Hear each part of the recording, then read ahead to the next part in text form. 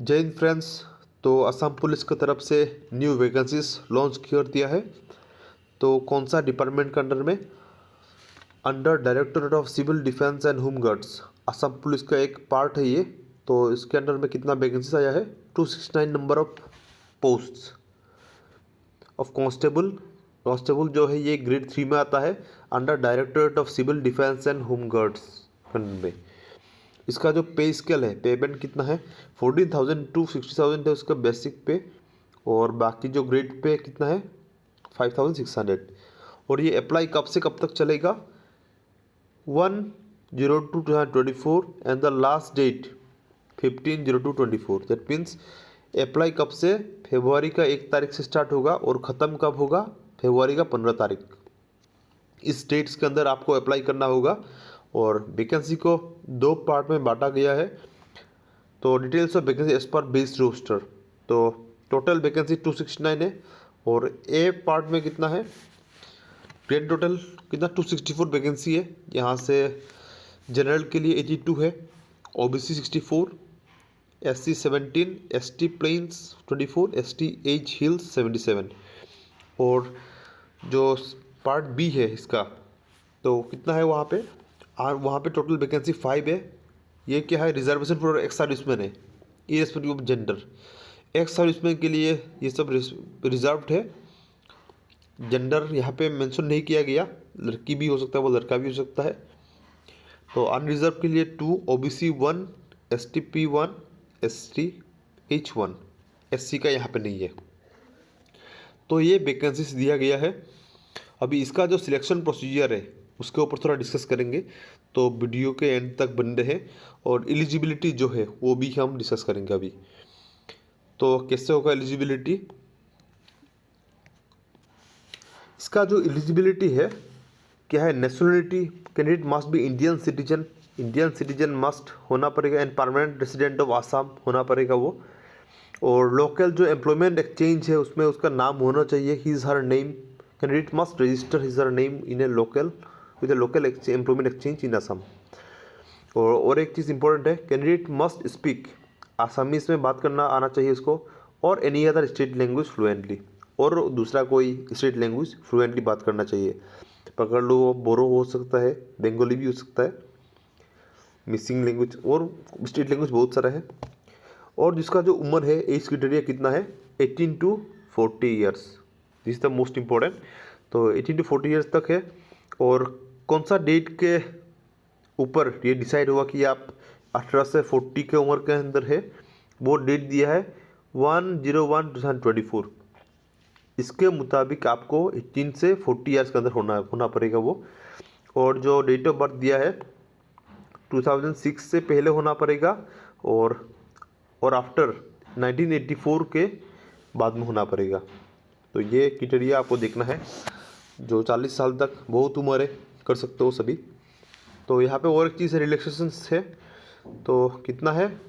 For SC, ST, P, ST H, इन सभी के लिए, एससी एसटी प्लेन हिल्स के लिए 5 ईयर्स है, और 3 years for the candidates belonging to OBC. OBC के लिए 3 ईयर्स, और 2 years additionally in respect of candidates belonging to ex serviceman. जो एक्स सर्विसमैन कैटेगरी में आते हैं, जो आर्मी से रिटायर होकर आए हैं, उन लोगों के लिए additionally in respect of candidate belonging to ex serviceman, मतलब और एक्स्ट्रा 2 साल उन लोगों को मिलेगा। ओबीसी का कोई आदमी यदि एक्स सर्विसमैन है तो उसको 3 + 2 5 ईयर्स मिलेगा। कोई एससी का या एसटी का कोई आर्मी है, रिटायर आर्मी है, तो उसको और एक्स्ट्रा 2 साल, मतलब 5 + 2 मीन्स 7 ईयर्स मिलेगा उसको। और जो एजुकेशनल क्वालिफिकेशंस है वो क्या है? HSLC +10 पास होना चाहिए फ्रॉम रिकॉग्नाइज्ड बोर्ड और काउंसिल, और other qualification for except ex serviceman. जो एक्स सर्विसमैन है उन लोगों के लिए आधार सर्टिफिकेट नहीं चाहिए, लेकिन जो एक्स सर्विसमैन नहीं है उन लोगों के लिए क्या चाहिए? होमगार्ड सर्टिफिकेट चाहिए, और minimum NCC A certificate, anyone, कोई एक चाहिए। होमगार्ड सर्टिफिकेट जिसने होमगार्ड किया है, होमगार्ड का ट्रेनिंग लिया है, उसका सर्टिफिकेट होगा, उसके बाद वो देने से भी होगा, नहीं तो मिनिमम एनसीसी ए सर्टिफिकेट तो देना पड़ेगा। तो यहाँ पर और एक चीज़ नोट क्या लिखा है? The person having HSLC pass certificate but not processing home guard training और minimum NCC A certificate are not eligible to apply. मतलब सपोज किसी ने यदि क्लास 10 पास है वो, लेकिन उसके पास होम गार्ड्स का ट्रेनिंग सर्टिफिकेट जो है वो भी नहीं है और एनसीसी ए सर्टिफिकेट भी नहीं है, वो लेकिन यहाँ पे अप्लाई ना करे, नॉट एलिजिबल, पूरा इंपॉर्टेंट है ये, अप्लाई नहीं कर पाओगे आप, और बोल दिया। और जो हाइट क्राइटेरिया है दिया है, जनरल के लिए 162 मेल के लिए और फीमेल के लिए 154, और SC ST के लिए दिया है, तो OBC के लिए सब दिया है। तो जनरल और OBC का सेम है, SC का भी सेम है, ST और ST हिल्स प्लेन्स के लिए थोड़ा कम है, वो लोग थोड़ा देख सकते हो। बाकी चेस्ट है देखोगे। तो जो एलिजिबिलिटी क्राइटेरिया है वो कैसे होगा, अप्लाई तो आप सभी करोगे, लेकिन इम्पोर्टेंट वही है, सिलेक्शन प्रोसीजर कैसा होगा वो जानना। तो सिलेक्शन प्रोसीजर कैसे होगा देख लो। Candidates whose applications are found correct in all respect will undergo the physical standard test। जिसका एप्लीकेशन पूरा राइट होगा उन लोगों को नेक्स्ट फिजिकल स्टैंडर्ड टेस्ट देना होगा, and physical efficiency test PET।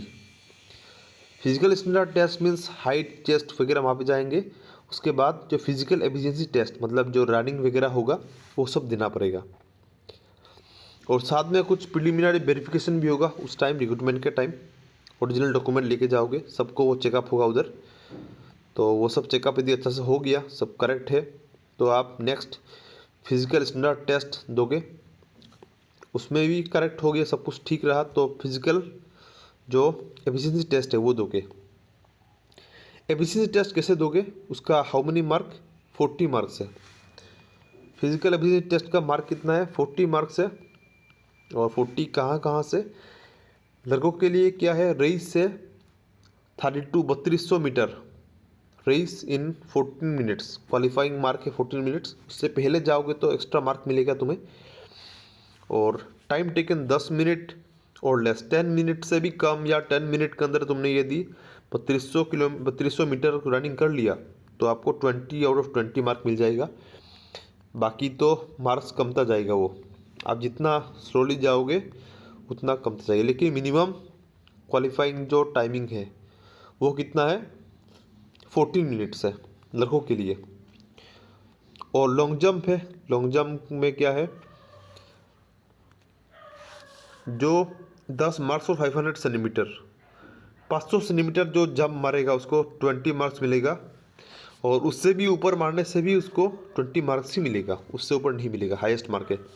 Minimum 335 centimetre mark, तो ये पास करने के लिए चाहिए 335 सेंटीमीटर जंप मारना ही पड़ेगा, तभी 10 मार्क्स मिलेगा आपको।